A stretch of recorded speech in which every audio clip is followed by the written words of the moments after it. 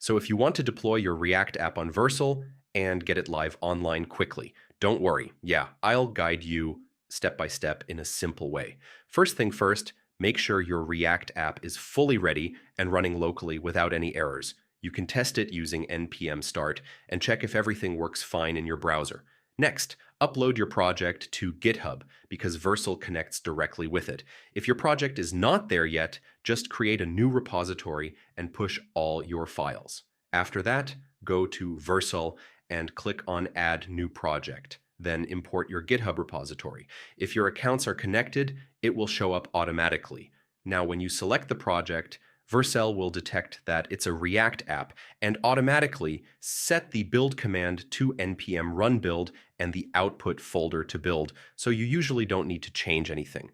Just click deploy and let Vercel handle the rest. It will build your project and host it online within a few seconds or a minute, depending on the size.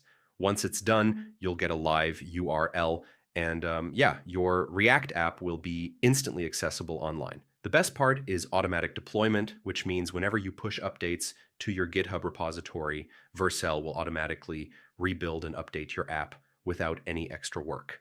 And yeah, that's it. Your React app is now live and running on Vercel.